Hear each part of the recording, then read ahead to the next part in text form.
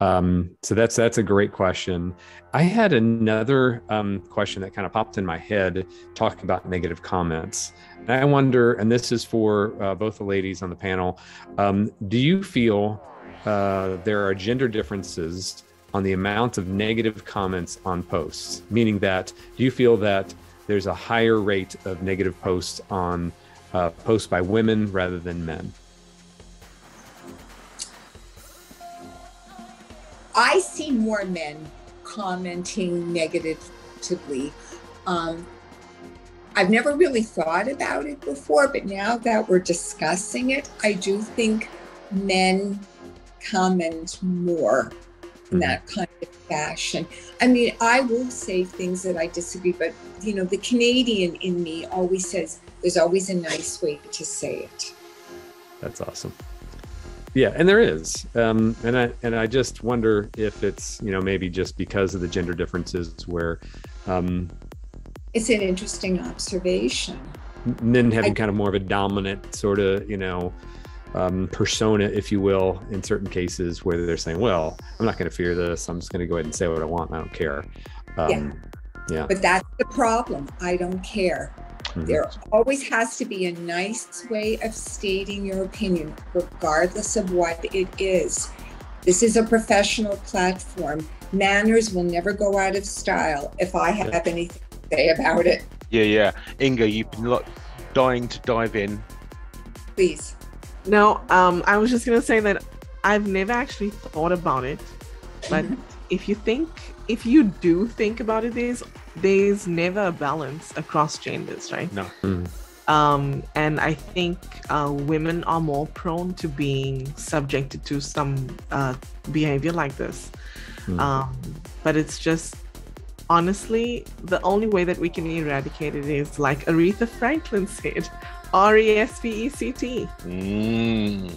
Right, I'm going to bring in yet another book. Can I remember the title of the book? Oh, The Authority Gap. So this is a book called The Authority Gap that looks at gender differences, and by the age of 5 you learn in the first few pages both boys and girls think the boys are more intelligent, even though they are actually and statistically not through primary education. But that belief goes on, and then there's two stories I'll quickly relay. The first is about a man transitioning to a woman, and the second is about a woman transitioning to a man. And even when, so the man who transitioned to a woman overheard a comment saying, oh yeah, this guy's sister's work is nowhere near her brother's, because they didn't know that she was the same person. And on the other side, the man who transitions to a woman all of a sudden was subject to this immense torrent of abuse, questioning of authority or intelligence or of stature, which is terrible. And then there's another story in the book. A writer was really encouraged by her friends to write her novel. She wrote her novel and sent it out to 60 publishers, I think, in the story. And she got 2 rejections, and they were the only 2 responses that she had. So she changed her first name, just using the initials, think J.K. Rowling. And all of a sudden, she sent it to 10 just to test it. 8 came back immediately asking for the whole document, and the 2 that said no gave him constructive advice as to what to do with the manuscript.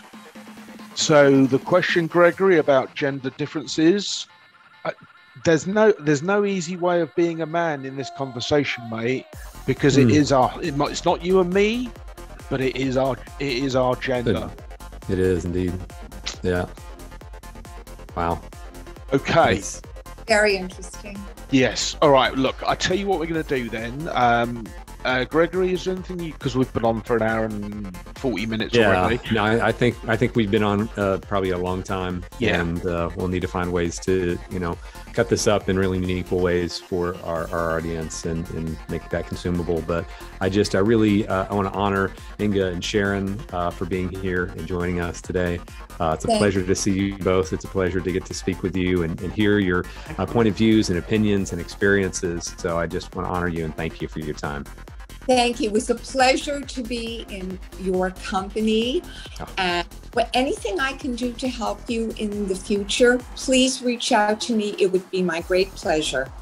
The one thing I'd like you both to do, all of you to do, just take 3 of these DMs. As I said earlier in the call, Gregory, you haven't got to think about it. Just copy and paste the reams and reams of text. Post it on the at www.SocialMeToo.org. It's completely anonymous, so no one will know it's come from you, any of you. But we need to, now we know what the focus is. Next time, I'll communicate actually as soon as I find out the answer. But now we know what the focus is, we can start to really drive up. And specifically, we're looking to get this many stories because this was how this change happened.